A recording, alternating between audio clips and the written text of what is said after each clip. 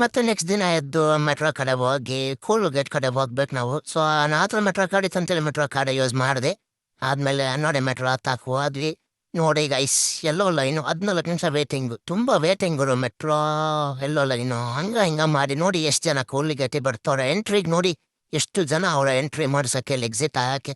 ನಾನಂತೂ ಟ್ಯಾಪ್ ಮಾಡಿ ಹೊರಗಡೆ ಹೋಗ್ಬೇಕು ಅಂತ ವೇಟ್ ಮಾಡಿ ಟ್ಯಾಪ್ ಮಾಡಿ ಹೊರಗಡೆ ಹೋಗ್ಬಿಟ್ಟೆ ನಾನು ವಿ ಐ ಪಿಗಳು. ನೋಡಿ ಗೈಸ್, ಇದೇ ಕೂಡ್ಲು ಗೇಟ್ ಜಂಕ್ಷನ್ನು. ನಾವಿಲ್ಲೇ ಹಾಕೋಬೇಕಾಗಿದ್ದು, ಇಲ್ಲೇ ಹಾಕೊಂಡಿವಿ. ಆಮೇಲೆ ಕ್ಲಾಸಿಗೆ ಬಂದು ಒಂದು ಲೇಟ್ ಬಂದ ಅಂತ ಬೈಸ್ಕೊಂಡು ಆಮೇಲೆ ಹೊರಬಿಡ್ದವನು. ಆದ್ಮೇಲೆ ಇದೆಲ್ಲ ಹೊರಗಡೆ ಎಲ್ಲ ಆಟ ಆಡ್ತವ್ರೆ.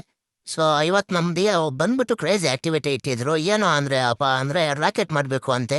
ಸೊ ಇದೆಲ್ಲ ಲಿಸ್ನಿಂಗ್ ಬಾದ ಸ್ಕಿಲ್ಸಿಂದ ಇಟ್ಕೊಂಡು ನೆಕ್ಸ್ಟ್ ರಾಕೆಟ್ ಸ್ಕಿಲ್ ಹಾಕಿದ್ರು. ಎಲ್ಲರೂ ರಾಕೆಟ್ ರೆಡಿ ಮಾಡಕ್ಕೆ ಹೇಳಿದ್ರು. ಸೊ ಎಲ್ಲರೂ ರಾಕೆಟ್ ರೆಡಿ ಮಾಡಕ್ಕಂತ ಕೂತ್ಕೊಂಡಿದ್ವಿ. ನೋಡ್ರಿ ಎಲ್ಲ ಪ್ರಾಕ್ಟೀಸ್ ಮಾಡ್ತವ್ರೆ. ಟಾರ್ಗೆಟ್ ಬಗ್ಗೆ ಹೇಳ್ಕೊಡಕ್ಕೆ ಮಾಡಿದ್ರು ಈ ಆಕ್ಟಿವಿಟಿ. ಎಲ್ಲರೂ ಒಂದೊಂದು ವೆರೈಟಿಯಲ್ಲಿ ಪ್ಲೇನ್ ಹಾರಿಸ್ತವ್ರೆ. ಟಾರ್ಗೆಟ್ ಬಂದು ಚೇರೆ, ಅದಕ್ಕೆ ಸಾರು ನಗ್ತವ್ರೆ ಹೆಂಗೆ ಹೋಗ್ತೈತೆ ಹಿಂಗಿಲ್ಲ ಅಂತೇಳಿ.